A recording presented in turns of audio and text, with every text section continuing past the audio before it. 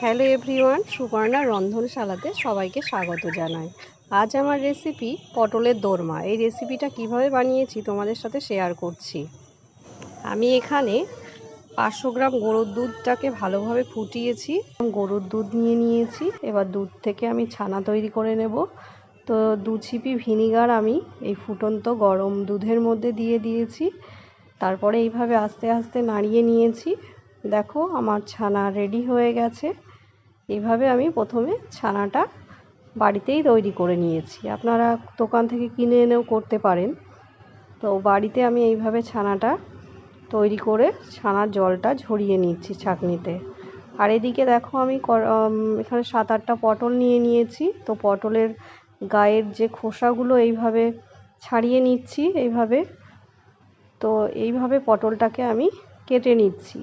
যে দিকটা চওড়া বেশি সেই দিকটায় আমি কেটে নিচ্ছি এবং একটা চামচের পিছন দিক দিয়ে পটলের ভেতরের যে বীজ এবং যে অংশটা থাকে শাঁসটা, সেটা আমি বার করে নিচ্ছি।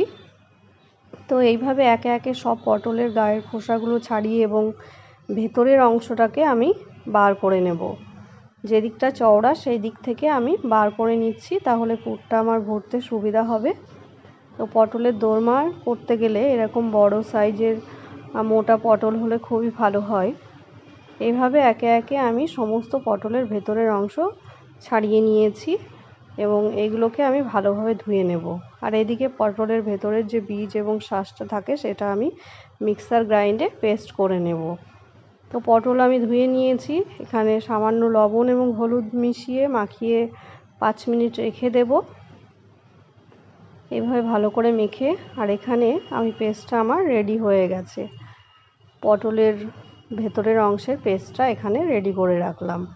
এখানে আমি কড়াইয়ে 2 টেবিল চামচ সর্ষের তেল নিয়ে পটলগুলোকে লবণ হলুদ মাখানো পটলগুলোকে ভেজে নিচ্ছি। তো এইভাবে পটলগুলোকে একটু হালকা আঁচে ভেজে নিতে হবে, বেশি পুড়ে গেলে হবে না। তো আমার পটল ভাজা হয়ে গেছে। আমি একে একে ভাজা পটলগুলোকে তুলে নিচ্ছি। আর যে পটলের ভেতরের অংশের যে পেস্টটা রেডি করে রেখেছিলাম পটল ভাজার তেলের মধ্যে এটা দিয়ে দিলাম। আমি আর এখানে তেল অ্যাড করিনি। এখানে বাড়িতে তৈরি ছানা পরিমাণ অনুযায়ী দিয়ে দিলাম। সেদ্ধ আলু দুটো এখানে গ্রেট করে নিয়েছিলাম, সেটাও অ্যাড করে দিলাম। ভাজা জিরে 1 চামচ, হাফ চামচ হলুদ, সামান্য হিং এবং 1 টেবিল চামচ লবণ এবং 1 টেবিল চামচ লঙ্কা গুঁড়ো অ্যাড করে নিয়েছি। সমস্ত উপকরণগুলো পেস্টের সাথে ভালোভাবে মিশিয়ে নিচ্ছি। এইভাবে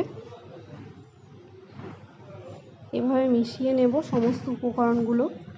তো এইভাবে প্রায় 3 থেকে 4 মিনিট ধরে আমি সমস্ত উপকরণগুলোকে ভালোভাবে মিশিয়ে নিচ্ছি।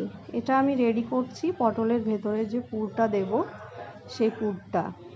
তো পটলের ভেতরের পুর এইভাবে রেডি করে নিতে হবে। পুরটা আমার রেডি হয়ে গেছে। এখন আমি এটাকে ঠান্ডা করে নেব।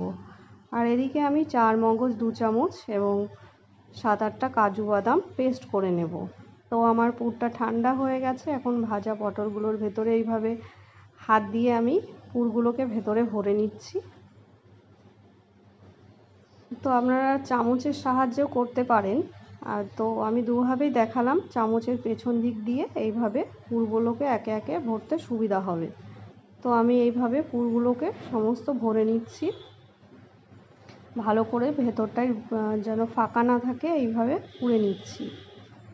তো আমার সমস্ত পুর ভরা হয়ে গেছে। আর এদিকে কড়াইয়ে আমি 2 টেবিল চামচ সর্ষের তেল, গোটা জিরে, তেজপাতা এবং শুকনো লঙ্কা এবং 1 টেবিল চামচ আদা ফোড়নে দিয়ে দিচ্ছি।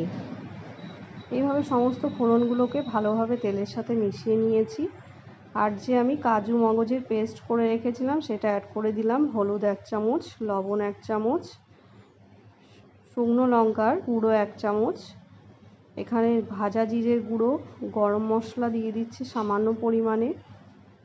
তো সমস্ত উপকরণগুলো এইভাবে এটা আমি রেডি করছি গ্রেভির জন্য। পটলের দোরমার গ্রেভিটা রেডি করে নিচ্ছি এইভাবে। তো সমস্ত উপকরণগুলো এইভাবে মিশিয়ে 3 থেকে 4 মিনিট কষিয়ে নেব সমস্ত মশলাগুলোকে। তো আমার কষানো হয়ে গেছে। এখানে 3 কাপ পরিমাণ জল অ্যাড করে নিলাম। তো জলটা ফুটে এলে এইভাবে একে একে পুর ভরা পটলগুলো আমি গ্রেভির মধ্যে অ্যাড করে নিচ্ছি। এখানে আমি আর অ্যাড করে দিলাম 4টে কাঁচা লঙ্কা। এখন আমি ঢেকে একটু লো ফ্লেমে ফুটিয়ে নেব। তো আমি এখানে 3 মিনিট ফোটানোর পরে এটা ঢাকাটা খুলে নিচ্ছি। তো পটলগুলো আমার সেদ্ধই হয়ে এসেছে প্রায়। তো এইভাবে আমি নাড়িয়ে চাড়িয়ে দেখে নিচ্ছি নিচটাতে লেগে যাচ্ছে কি না। বেশি নাড়াচাড়া করলে পুরটা বেরিয়ে যেতে পারে, আমি খুব সাবধানে এটা করেছি। এইভাবে আরও 2 মিনিট রান্না করে নিয়ে আমি ফ্লেমটা অফ করে দিয়েছি। আমার রান্না রেডি হয়ে গেছে। তো রেসিপিটা ভালো লাগলে ইউটিউবে যারা দেখছো তারা সাবস্ক্রাইব করে দিও, যারা ফেসবুকে দেখছো তারা ফলো লাইক শেয়ার করে দিও।